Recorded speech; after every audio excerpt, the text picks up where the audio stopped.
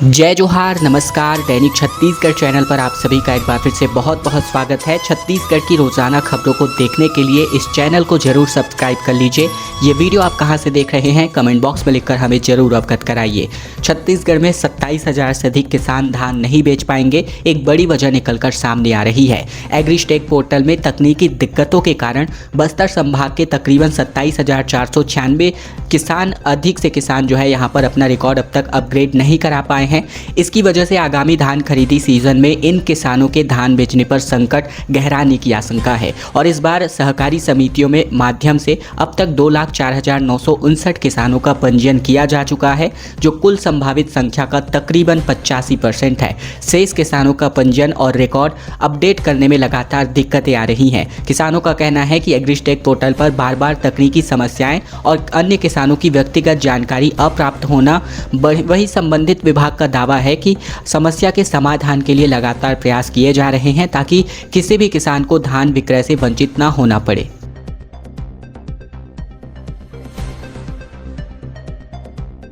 25 लाख से ज़्यादा लोगों के लिए एक अच्छी खबर है। नवा रायपुर से लेकर धमतरी के बीच फरवरी तक एक यात्री ट्रेनों को दौड़ाया जा सकता है। बता दें, महंगा और एक लंबा सफ़र का दौरा अब खत्म हो सकता है रायपुर और धमतरी के बीच, क्योंकि नवा रायपुर से लेकर कुरूद तक पटरी बिछाने का काम लगभग पूरा हो चुका है। कुरूद से धमतरी तक तकरीबन 22 किलोमीटर की मिट्टी का काम हो चुका है।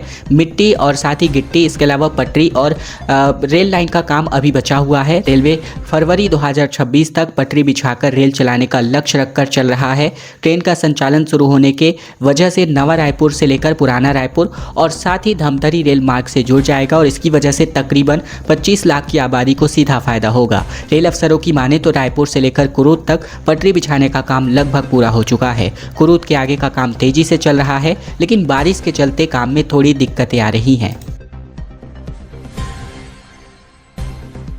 रायपुर के 53,000 से अधिक खसरों का डिजिटल सत्यापन होने जा रहा है। पटवारी, आरआई, पंचायत और आरएओ को जिम्मेदारी सौंपी गई है। बता दें, छत्तीसगढ़ में खाद्य नागरिक आपूर्ति एवं उपभोक्ता संरक्षण विभाग ने खरीफ विपणन वर्ष 2025-26 के लिए डिजिटल क्रॉप सर्वे और गिरदावरी के सत्यापन संबंधित गाइडलाइन जारी कर दिया है। इसी कड़ी में रायपुर जिले में एग्रीस्टेक डिजिटल क्रॉप सर्वे यानी कि भुइयां सॉफ्टवेयर में फसल प्रविष्टियों का 5% यानी 53,000 खसरों का रैंडम सत्यापन मोबाइल ऐप के माध्यम से किया जाएगा। ये कार्य 3 स्तरों पर पूर्ण कर लिया जाएगा। अफसरों ने इस संबंध में जारी निर्देश भी कर दिए हैं।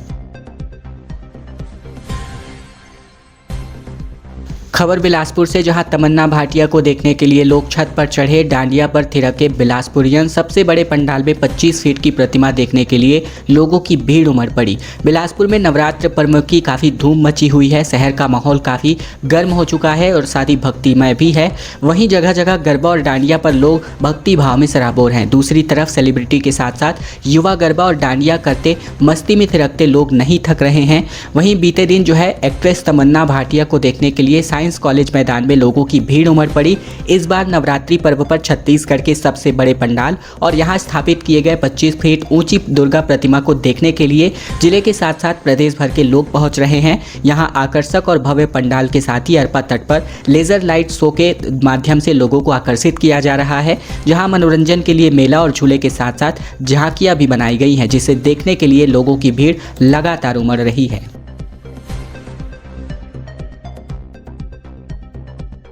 रायपुर की स्टील फैक्ट्री में एक भीषण हादसा हो गया, जहां पर अगर बता दें कि 6 लोग इसमें झुलस गए। इनमें से 2 के हालात नाजुक हो चुके हैं। घायलों में यूपी, बिहार और बंगाल के मजदूर भी शामिल हैं। छत्तीसगढ़ के रायपुर के सिलतरा में निजी स्टील फैक्ट्री में शुक्रवार को लोहे की गर्म चीज गिरने की वजह से 6 कर्मचारियों की जान चली गई। 6 अन्य घायल हो गए, जिनमें से 2 के हालात बेहद गंभीर हैं। घायलों को इलाज के लिए देवेंद्र नगर के स्थित निजी अस्पताल ले जाया गया और ये पूरा मामला धरसीवा थाना क्षेत्र का है। सूचना मिलते ही मौके पर पुलिस पहुंची और रेस्क्यू ऑपरेशन शुरू किया गया। धरसीवा के विधायक अनुज शर्मा ने बताया कि मेंटेनेंस के दौरान यह हादसा हुआ। छत्तीसगढ़, झारखंड, पश्चिम बंगाल, यूपी, बिहार और आंध्र प्रदेश के समेत अलग अलग राज्य के कर्मचारी काम कर रहे थे। 5 घायलों से वे अब तक मिल चुके हैं, जो अब ठीक है। कुछ को ज्यादा चोटें आई हुई हैं।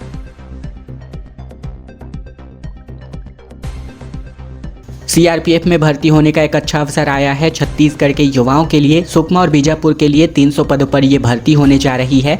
छत्तीसगढ़ के सुकमा और बीजापुर जिले के युवाओं को सीआरपीएफ में जाने का एक अच्छा अवसर मिल रहा है। इन दोनों जिलों में 300 पदों पर भर्ती निकाली गई है, जिनमें 255 पद युवक और 45 पद युवतियों के लिए आरक्षित है। सुकमा जिले में 129 युवक और 23 महिलाएं यानी कुल मिलाकर 152 पद हैं, जबकि बीजापुर में 126 युवक और 22 युवतियों को यानी कुल मिलाकर 148 पद शामिल हैं। अभ्यर्थियों की रिपोर्टिंग, आवेदन प्राप्त करना, पंजीकरण और रोल नंबर जारी करने की पूरी प्रक्रिया 6 अक्टूबर से 14 नवंबर तक चलने वाली है। दुर्ग भाजपा में एक नई कार्यकारिणी का ऐलान हो चुका है। 18 पदाधिकारियों की टीम में जातीय और गुटीय संतुलन यहां देखने को मिल रहा है। छत्तीसगढ़ के दुर्ग जिला भाजपा अध्यक्ष सुरेंद्र कौशिक ने एक नई कार्यकारिणी की घोषणा कर दी है। प्रदेश भाजपा अध्यक्ष किरण सिंहदेव और संगठन महामंत्री पवन साय की सहमति से जारी की गई इस कार्यकारिणी में 18 पदाधिकारी शामिल किए गए हैं। नई टीम में 6 उपाध्यक्ष, 2 महामंत्री, 6 मंत्री, 1 कोषाध्यक्ष, 1 सह कोषाध्यक्ष और 1 कार्यालय मंत्री और 1 सह कार्यालय मंत्री की नियुक्ति कर दी गई है। शिवेंद्र परिहार और साथ ही हर्षा चंद्राकर, सरिता मिश्रा, मनोज सोनी, राजीव पांडे और अशोक राठी को उपाध्यक्ष बनाया गया है, जबकि दिलीप साहू और विनोद अरोरा को महामंत्री पद की जिम्मेदारी सौंपी गई है।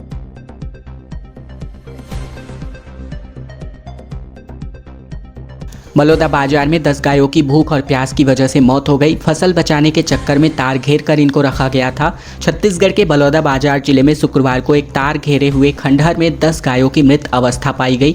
बताया जा रहा है कि फसल बचाने के चक्कर में कुछ लोगों ने बिना चारा दिए ही बड़ी संख्या में मवेशियों को यहाँ रखा हुआ था। प्रारंभिक जाँच में भूख और प्यास की वजह से इनकी मौत का कारण होना बताया जा रहा है। ये पूरा मामला पलारी थाना क्षेत्र के ग्राम भालूकोना का है। जानकारी के मुताबिक गाँव के बाहर ही एक खंडहर है, जहां तार घेरकर बड़ी संख्या में आवारा मवेशियों को रखा गया है। बताया जा रहा है कि फसलों को बचाने के लिए गांव के कुछ लोगों ने मवेशियों को यहां पर रखा हुआ था। खबरों में आगे बढ़े इसके पहले अगर आपने इस चैनल अभी तक सब्सक्राइब नहीं किया है, सब्सक्राइब जरूर कर लीजिए छत्तीसगढ़ की रोजाना खबरों को जानने के लिए। इसके अलावा ये वीडियो आप कहां से देख रहे हैं कमेंट बॉक्स में लिखकर हमें जरूर अवगत कराइए। साथ ही साथ इस वीडियो को शेयर करना बिल्कुल मत भूलेगा। छत्तीसगढ़ में अब ओलंपिक गोल्ड मेडल जीतने पर 3 करोड़ रुपए की धनराशि दी जानी है सरकार के द्वारा। पार्टिसिपेट करने वालों को भी सरकार 21 लाख रुपए का इनाम देने जा रही है। छत्तीसगढ़ सरकार ने ओलंपिक खेलों में स्वर्ण पदक विजेताओं को 3 करोड़, रजत पदक विजेताओं को 2 करोड़ और कांस्य पदक विजेताओं को 1 करोड़ रुपए देने का निर्णय किया है। साथ ही ओलंपिक में भाग लेने वाले प्रतिभागियों को 21 लाख रुपए की प्रोत्साहन राशि प्रदान की जाएगी। मुख्यमंत्री विष्णुदेव साय ने इस अवसर पर राजधानी रायपुर स्थित सर्किट हाउस सभागार में आयोजित छत्तीसगढ़ ओलंपिक एसोसिएशन की वार्षिक आम सभा की बैठक में शिरकत करते नजर आए। इस दौरान 2024-25 की ऑडिट रिपोर्ट का अनुमोदन, वर्ष 2025-26 का वार्षिक बजट प्रस्तुतिकरण और अनुमोदन, 25-26 के लिए ऑडिटर की नियुक्ति समेत अन्य महत्वपूर्ण एजेंडाओं पर चर्चा की गई। एक्सक्लूसिव खबर है, पहले ब्रेक मार करके डरा रहा था लेकिन उसके बाद कुचल दिया। थार में 2 लड़के और 2 लड़कियां थी, टोल प्लाजा में 500 दे करके भागे थे। छत्तीसगढ़ में तारीख थी 23 सितंबर, सुबह वक्त था सुबह के 8 बजे। जगह थी राजनांदगांव की सोमनी। बता दें मां बमलेश्वरी के जयकारों के बीच भक्तों की भीड़ आगे बढ़ रही थी। उन्हीं चेहरों के बीच 12वीं की टॉपर महिमा साहू भी थी, लेकिन कुछ ही पलों में सामने से तेज रफ्तार में आती हुई काली थार ने महिमा को कुचलकर मार डाला। थार में नाबालिग चला रहा था, जिसकी हरकतें मानो मौत से खेल रही थी। पहले ब्रेक लगाकर इसने डराया यानी स्टंट मारा और फिर थार को झटके से आगे बढ़ाया, फिर स्लो करके अचानक से रफ्तार बढ़ाई और इसी खेल में थार का टायर महिमा पर चढ़ गया। महिमा के मुंह से खून बह रहा था, हड्डियां टूट चुकी थी और जमीन पर लहूलुहान तड़प रही थी। श्रद्धालु थार को पकड़ने दौड़े, लेकिन थार को फुल स्पीड में लेकर नाबालिग भाग निकला और ठाकुर टोल प्लाजा पर आरोपी ने 500 रुपए का नोट भी दिया, लेकिन इतनी जल्दबाजी थी कि छुट्टे पैसे लिए बिना ही ये भाग गया।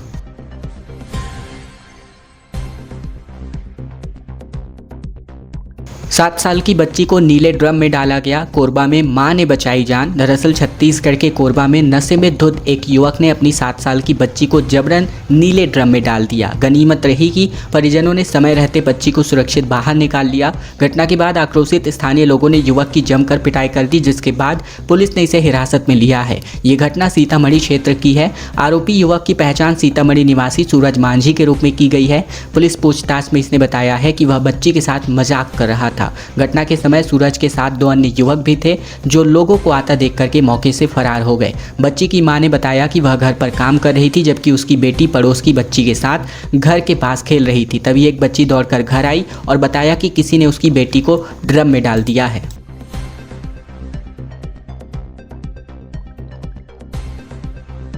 रायगढ़ में हाथियों ने 29 किसानों की फसलों को रौंद दिया है और भगाने से भी अब हाथी नहीं भाग रहे हैं। छत्तीसगढ़ के रायगढ़ जिले में एक बार फिर हाथियों ने किसानों की फसलों को रौंदकर बर्बाद कर रखा है। 25 सितंबर की रात अंधेरे में हाथी खेतों में घुसे और घुस करके सुबह तक यानी तकरीबन 29 किसानों की फसल को इन्होंने चौपट कर दी।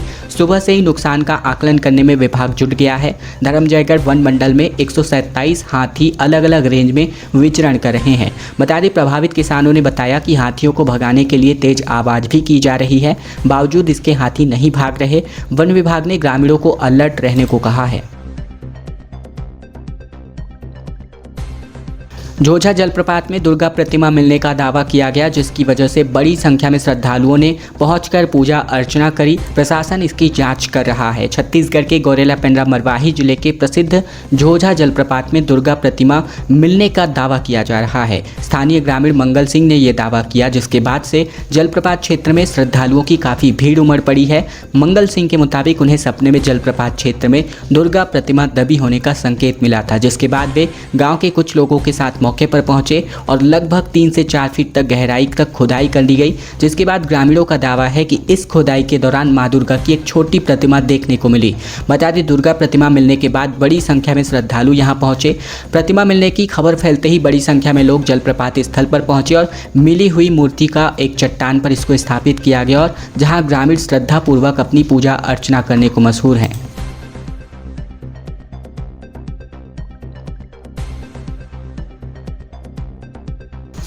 जीएसटी बचत उत्सव को लेकर रायपुर सांसद ने कारोबारियों से मुलाकात करी। बृजमोहन सड़कों पर निकले कारोबारियों और ग्राहकों से जीएसटी बचत पर इन्होंने चर्चा करी।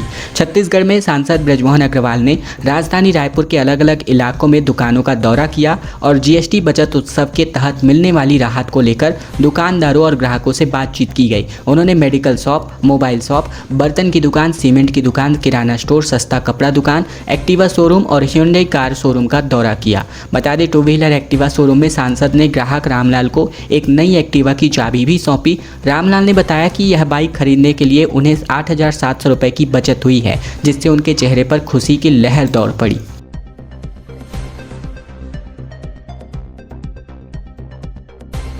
जसपुर में 650 किलो का गांजा नष्ट किया गया। 2 करोड़ की नशीली दवाएं भट्टी में जलाई गई और जिला स्तरीय समिति ने इसकी निगरानी भी करी। छत्तीसगढ़ के जसपुर जिले में बुधवार को 25 एनडीपीएस एक्ट प्रकरणों में जब्त किए गए तकरीबन 650 किलो गांजा समेत अन्य नशीले पदार्थों को नष्ट किया गया और इसकी अनुमानित कीमत लगभग 2 करोड़ रुपए है। ये कार्यवाही सूरजपुर जिले के नयनपुर स्थित Indira power gen private limited की भट्टी में की गई। नष्ट किए गए मादक पदार्थ में 650 किलोग्राम अवैध गांजा शामिल था। इसके अतिरिक्त 228 नग प्रतिबंधित कफ सिरप और 551 नग नशीली कैप्सूल यानी स्मामोप्रॉक्सिवॉल प्लस भी जलाए गए। ये नष्टीकरण जिला स्तरीय औषधि निपटान समिति की निगरानी में हुआ। समिति में एसएसपी शशि मोहन सिंह, अतिरिक्त पुलिस अधीक्षक अनिल कुमार सोनी, जिला आबकारी अधिकारी महिमा पट्टावी और पर्यावरण संरक्षण अधिकारी भी मौजूद नजर आए।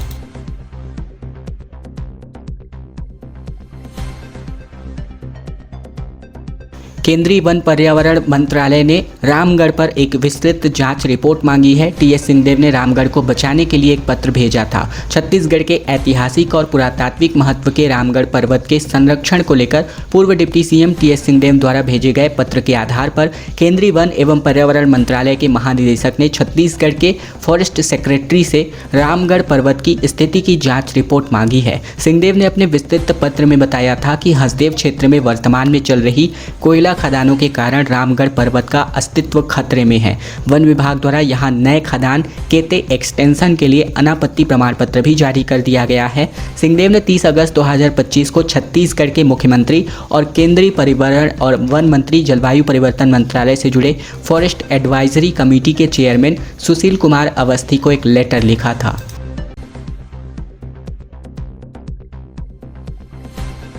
बीजेपी बोली छत्तीसगढ़ में कांग्रेस के 36 धड़ों में बंट चुकी है। शताब्दी पांडे ने कहा कि गुटबाजी में कांग्रेसी जुटे हुए हैं। छत्तीसगढ़ कांग्रेस में गुटबाजी और विवाद और उसके बाद पर्यवेक्षकों की नियुक्ति पर भाजपा ने तंज कसा है। भाजपा प्रवक्ता शताब्दी पांडे ने कहा कि कांग्रेस धड़ों में बंट चुकी है।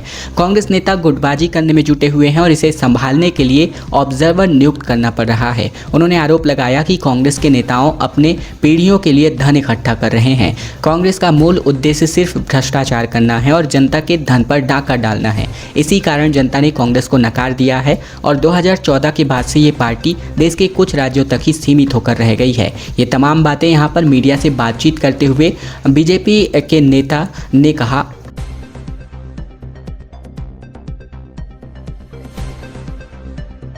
बलरामपुर में ग्रामीणों ने 16 अवैध रेत ट्रैक्टरों को रोका। प्रशासन की टीम देर से पहुंची और चालक रेत डंप करके भाग गए। बलरामपुर जिले के वाड्रफनगर क्षेत्र में अवैध रेत खनन और परिवहन करने का मामला सामने आया। पसरा पंचायत के कैलाशपुर गांव में ग्रामीणों ने अवैध रूप से ले जा रहे रेत के तकरीबन 16 ट्रैक्टरों को जब्त किया। हालांकि प्रशासन की देरी के कारण सभी चालक रेत डंप करके मौके पर से भाग गए। स्थानीय ग्रामीणों के मुताबिक कैलाशपुर स्थित नदी से रोजाना 100 से 150 ट्रैक्टर अवैध रूप से रेत निकाली जा रही है। इस अवैध खनन से न केवल पर्यावरण को क्षति पहुंच रही है बल्कि सरकारी राजस्व को भी भारी नुकसान हो रहा है। ग्रामीणों ने तत्काल वाड्रफनगर प्रशासन को इसकी सूचना दी और उन्हें रेत घाट पर बुलाया, लेकिन प्रशासनिक टीम ने मौके पर देर से पहुंचने के कारण सभी 16 ट्रैक्टर चालक रेत डंप करके अपने वाहनों समेत फरार होने में सफल हो गए।